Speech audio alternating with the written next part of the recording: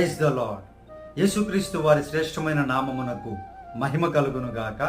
ఈ దిన కాలపు ఆశీర్వాదపు లేఖనం మార్కు సువార్త 11వ అధ్యాయము 25-26 వచనాలు. మీకు ఒకని మీద విరోధమేమైనను కలిగియున్న ఎడల మీరు నిలువబడి ప్రార్థన చేయునప్పుడెల్లను వాని క్షమించుడి. అప్పుడు పరలోకమందున్న మీ తండ్రియు మీ పాపములు క్షమించును. ప్రేమినటువంటి దేవుని బిడ్డలారా, దేవుని యొక్క లేఖనములు చాలా సూక్ష్మమైనటువంటి లోతైనటువంటి మర్మములతో కూడినటువంటివి.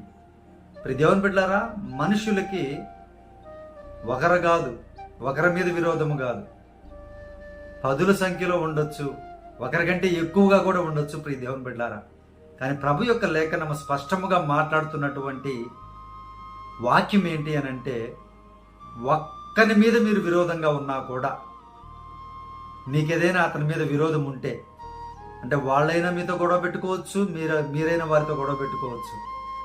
కానీ ఈ కాలంలో సైలెంట్గా ఉన్న వారి మీద ఎక్కువగా గొడవలు పెట్టుకుంటుంటారు. ఒకవేళ అటువంటి విరోధము నీ మనసులో ఉంటే, దేవుడిస్తున్న వాగ్దానము చాలా గొప్ప వాగ్దానము.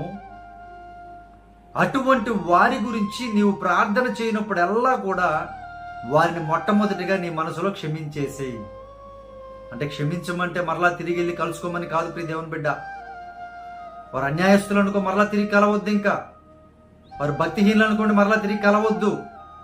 మీ మనసుల్లో వారి మీద ఎటువంటి ద్వేషము లేకుండా వారిని క్షమించి వేసి ప్రభువుకు అప్పచెప్పి నీవు కానీ నీ భక్తి జీవితాన్ని ముందుకు తీసుకుని వెళితే, మనుష్యుడు అనేక రకాల ఏదో ఒక చిన్న చిన్న పాపములు, అంటే చూడడం ద్వారానో, మాట ద్వారానో, నడక ద్వారానో, ప్రవర్తన ద్వారానో ఏదో ఒక రకంగా పాపములు చేస్తూనే ఉన్నాడు మానవుడు.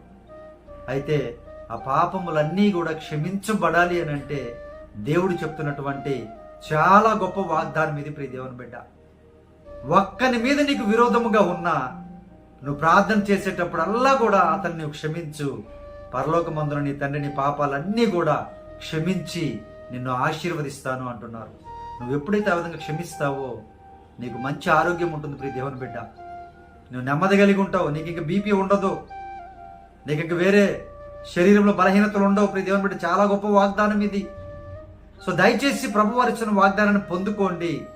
ఒక్క విరోధున్నా కూడా వారిని మీ ప్రార్థనలో మొట్టమొదటిగా అతన్ని క్షమించి మిగతా ప్రార్థన నువ్వు చేయి. దేవుడు తప్పకుండా నీకు నెమ్మదినిస్తారు. ఆయన నీ పాపములు క్షమిస్తే నీకు దీవెనలు ఉంటాయి. నీ పాపములు క్షమించబడితే నీకు నిత్యరాజ్యం ఉంటుంది. నీ పాపములు క్షమించబడితే, తుడిచివేయబడితే ఈ లోకంలో గొప్ప ఆశీర్వాదములు నువ్వు పొందుకుంటావు. ప్రేమైనటువంటి దేవుని బిడ్డ, ఇంత గొప్ప ధన్యతను జాగ్రత్తగా మీరందరూ, ఒకవేళ విరోధులు ఎవరైనా ఉంటే అందరూ ఈ వాక్యం ద్వారా, వాగ్దానం ద్వారా ఆదరించబడి, తెలివితో జ్ఞానముతో నింపబడి ప్రభు యొక్క దీవెనలు సమృద్ధిగా పొందుకునేలాగున ప్రార్థనలో ఏకీభవించండి. మీ కొరకు నేను ప్రార్థన చేస్తాను. దేవుని బిడ్డ, పరిశుద్ధుడా, మా ప్రియ పరలోకపు తండ్రి, అయ్యా, ఈ వాగ్దానం చూస్తున్నటువంటి బిడ్డలకు ఎవరైతే విరోధులుగా ఉన్నారో వారిని బిడ్డలు వారి పూర్ణ హృదయముతో క్షమించేటువంటి మనస్సును మీరు దయచేయుదురుగాక. ప్రభువా, బిడ్డలు చేసేటువంటి నాయన తప్పిదములు, దోషములు, పాపములు ప్రతి ఒక్కటి నాయన మీరే కొట్టివేసి, మీరే తొలగించి మీ బిడ్డలకు నెమ్మదిని దయచేయుదురుగాక. అయా, ప్రతి కుటుంబమును, ప్రతి బిడ్డని మీ శాంతితో, సమాధానముతో, మీ ప్రేమతో నింపి ఆశీర్వదించమని ఈ దినకాలపు దీవెనలతో, ఈ వాగ్దానపు దీవెనలతో చూస్తున్న ప్రతి బిడ్డను అయా శాంతితో ఆశీర్వదించి మహిమ పొందమని యేసుక్రీస్తు వారి శక్తి కలిగిన, ప్రేమ కలిగిన నామములో ప్రార్థించి అడిగి వేడుకుంటున్నాము తండ్రి. ఆమేన్.